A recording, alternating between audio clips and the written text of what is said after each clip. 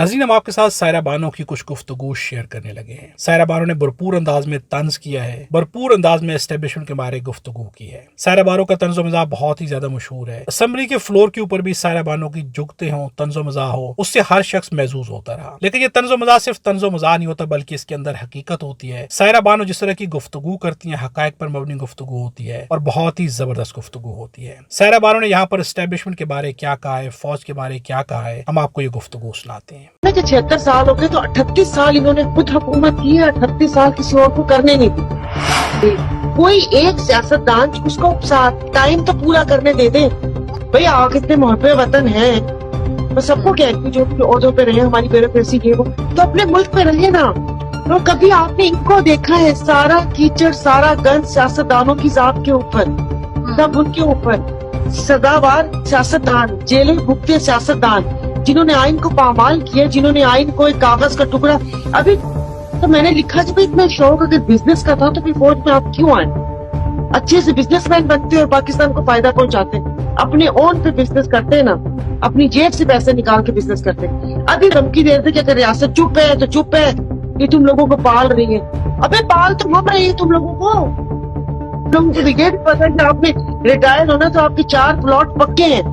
पूरी जिंदगी कभी एक सरदर्द की गोली अपने पैसों से लेके नहीं खाई, आप हमें बातें सुना रहे हैं। जीवन दिमागी संतुलन कहीं क्या खराब हो चुके हैं? क्या हो गया कि क्यों आके हमें धमकियां देते हैं? अब ऐसा तो हो नहीं सकता कि कोई हमें बातें सुनाए और हम चुप रहे। गुलाम तो हम है नहीं।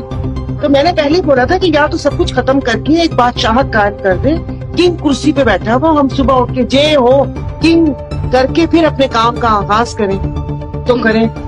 मतलब ये कैसी बात हो गई कि इसके हमारे टैक्स के खून पसीने की कमाई से आपकी पेंशन चल रही है, आपकी चीजें चल रही हैं। नाज़रीन, आपने सायरा बानो की गुफ्तगू मुलाहिजा की। सायरा बानो ने जिस तरह की बातें की हैं, क्या ये बातें हकीकत हैं? क्या ये बातें सायरा बानो की सिर्फ तंज़ो मज़ाक की बातें हैं या इनके पीछे हकायक भी छुपे हुए हैं? पाकिस्तान की 76 साल की तारीख को देखा जाए, सियासी मैदान पर क्या ऐसा कुछ नहीं हो रहा? क्या पाकिस्तान के अंदर किसी एक हुकूमत को चलने दिया गया है? क्या पाकिस्तान में मार्शल लॉज का दौर ज्यादा है या जमहूरी हुकूमतों का दौर ज्यादा है? अगर मार्शल लॉ का दौर था तो अपनी मर्जी से सब कुछ चलता रहा, लेकिन जब भी जमहूरी हुकूमत आई तो सबसे पहले तो उस जमहूरी हुकूमत को सही तरीके से आने नहीं दिया गया। अवाम के वोट की, अवाम के मैंडेट की कदर नहीं की गई, और दूसरा जो हुकूमत बना दी गई उस हुकूमत को चलने नहीं दिया गया। क्या इस तरह से रियासत मजबूत हो पाती? क्या हम उस तरह से मजबूत हो पाए कि जिस तरह से हमें 76 साल में मजबूत होना चाहिए था? तो हम हरगिज मजबूत नहीं हो पाए। आज पाकिस्तान डिवाइडेड है, आज पाकिस्तान की कौम भी डिवाइडेड है, आज पाकिस्तान की कौम के मफादात भी अलग अलग होते जा रहे हैं। इसका जिम्मेदार आखिर कौन है? कमेंट्स में अपनी राय का इजहार जरूर कीजिएगा। वीडियो अच्छी लगे तो लाइक भी जरूर कीजिएगा।